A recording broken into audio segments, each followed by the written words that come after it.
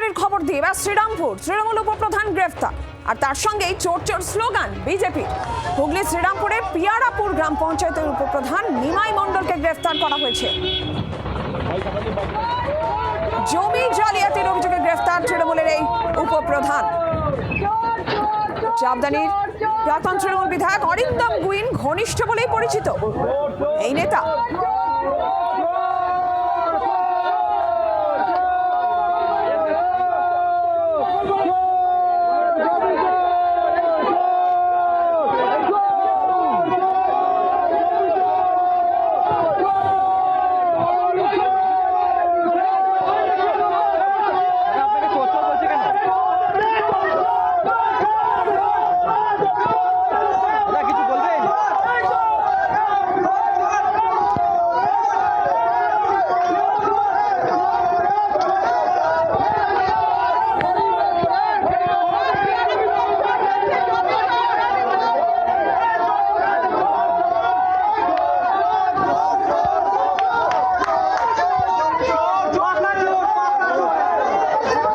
সরকার রয়েছেন আমাদের সঙ্গে এই মুহূর্তে টেলিফোন লাইনে প্রতিনিধি বিধান নিমাই মণ্ডলের বিরুদ্ধে ঠিক কি অভিযোগ রয়েছে?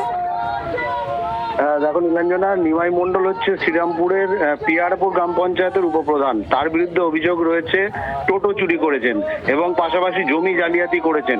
এই অভিযোগেই তাকে গ্রেপ্তার করা হয়েছে। রাজ্যে পালা বদলের পর সব থেকে বেশি যে ছবিটা দেখা যাচ্ছে বিভিন্ন জায়গাতে, সেই ছবি কিন্তু এদিন শ্রীরামপুর আদালতেও দেখা গেল।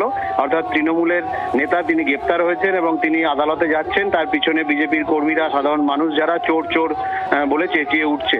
নিমাই মণ্ডলকে শ্রীরামপুর থানা নির্দিষ্ট অভিযোগের ভিত্তিতেই গ্রেপ্তার করে এবং তাকে আজকে শ্রীরামপুর আদালতে পেশ করে। বাংলার আওয়াজ, বাঙালির আবেগ, জি 24 ঘন্টা।